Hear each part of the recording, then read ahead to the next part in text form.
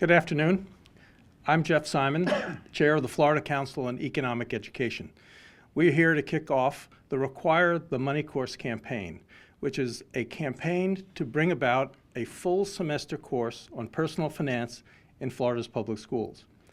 What a lot of people don't realize is that financial illiteracy is a hidden crisis here in the state of Florida and throughout the United States. Most people don't know that personal bankruptcies have increased 2,200% over the last 40 years. And foreclosures have increased 650% over the last 30 years.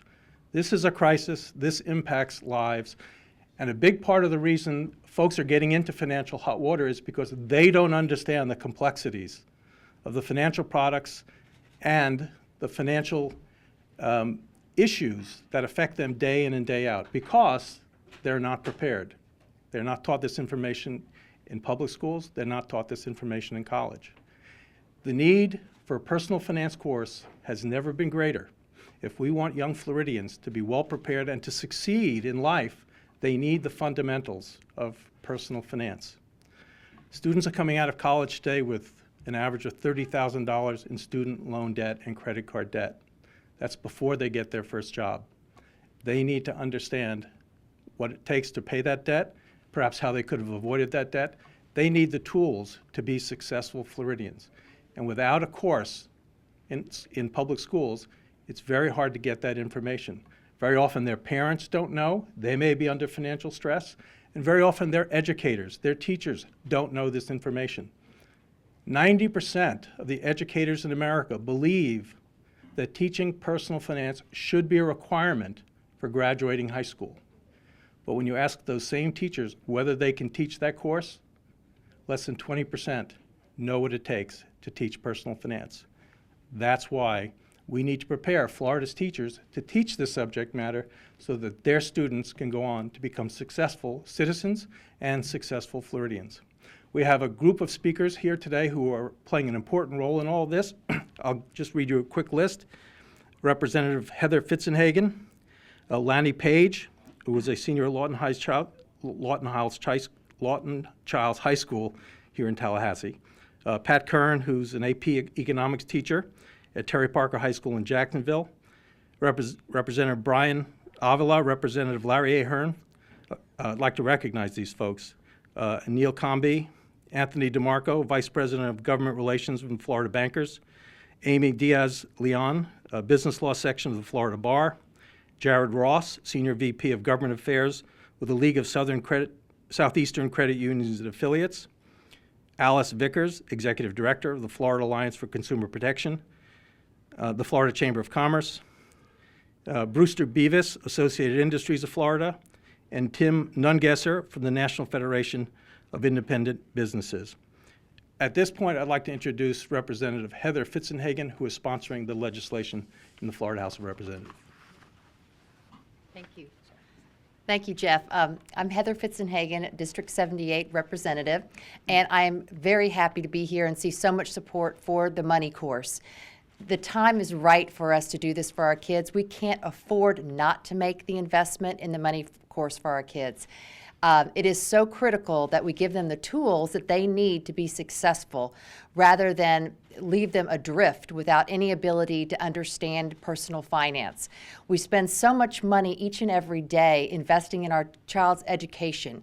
So for us not to make the added investment so that they know what to do when they get out and get their first credit card solicitation or buy their first car or rent their first apartment, that would be a travesty. So I am so glad to have so many people here in support.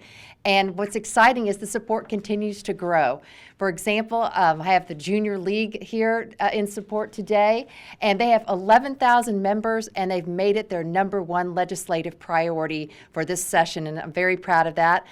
Every day I get new co-sponsors on this bill just to show how much support there is. We have over 30 co-sponsors, and we've got some folks that just joined us here. We've got Representative Alan Williams. We have Representative Ray Pilon also.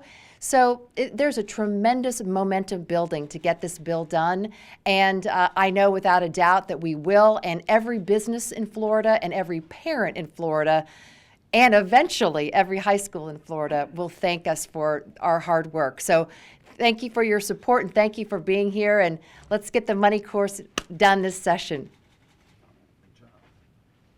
Representative Ahern, if you'd like to give us a few comments. Thank you, and very happy to be a co-sponsor of this bill for all the obvious reasons. But you know, there's even a radio show that I listen to called the Dave Ramsey Show, and I'm sure he's probably would be smiling to know that we're going to require this as part of the curriculum now, that would give our children in school the tools they need to hopefully avoid some of the pitfalls that going through life, you know, making mistakes financially can cost you. So it's pretty exciting that we've got a bill and a great sponsor for it to bring this to light. I mean, the economics of our free market workplace almost require something like this to be successful. So it's just another good reason to go to school here in Florida, and I'm looking forward to the passage of this bill. Thank you. Now I'd like to introduce a senior at Lawton Childs High School. Her name is Lainey Page. First time she's ever been at a press conference. But this is an important issue, and she thought it was important that she give you her perspective and the students' perspective on personal finance. In 4 months, I will be attending the University of Central Florida, while I will be double majoring in biology and writing. As of right now, I have a small window of time to understand any sort of financial literacy. Going out of the economics with financial literacy class that is already required for graduation. To be honest, I've completed the course and I don't know anything. I know how the government interacts with the economy, but as a person, as an individual, I do not know how I am supposed to. I do not know how to take out a credit card or what to look for in a credit card. When I eventually will have to take out student loans, I do not know what to look for or how to begin paying off these loans without accruing debt that has already, student debt has already risen to $1 trillion in this country, and I do not hope to be a part of this statistic exiting college and not worried about my career, but how to pay off money. I want to know how to build credit and to buy a home without having monstrous mortgage rates and absolutely being scared for the future. Right now, I need to be prepared for the future because this is my moment to know how to enter the adult world and how to be integrated into being an adult.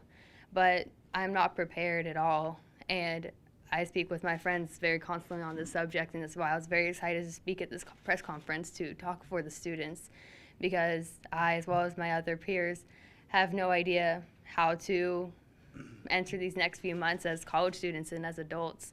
And it's very important that we understand how the economy works and how we are to affect and impact it in the future. Now I'd like to introduce someone who's really a leader in this area. He's been teaching economics at the high school level for over 30 years, and he has seen it evolve, and he's seen the struggles that educators have trying to get this course material into the public schools, but he's also seen the impact that it has had on students who get it. His name is Pat Curran. He is an AP economics teacher at Terry Parker High School, and he's come all the way from Jacksonville. Pat? Every morning I walk into my classroom at 6 a.m. My students show up at 7:15. Every day we have a challenge because we have financial literacy and economics in one course. I see my students 44 times for 90 minutes. Right now I can't do any of it justice. So I find a way to make it work. There's something about a kid who learns how to buy a car. I was telling Jeff before we started today, I did a lesson with my students 2 weeks ago. And one of my students came back after we did the lesson and said that he went with his aunt. His aunt was purchasing a car for the first time. He came back in and said, everything that I learned last Friday, we used. My aunt walked in, she had a loan already, she could negotiate, and she learned that she could walk away. When my kids come to me, I ask them what they know. Most of them think they know a lot. and I just kind of laugh. But by the time they get done, I make sure that they can at least walk out the door and function. Credit cards, loans, comparison shopping, all that is part of financial literacy. And we can't do enough to get them ready. Because the more debt that they have, they lower their own income in their disposable income.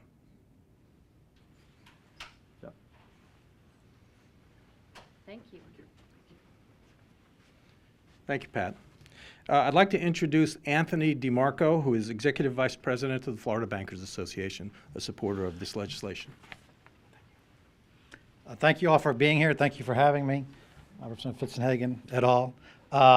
We think the Florida Bankers Association thinks financial literacy is very important.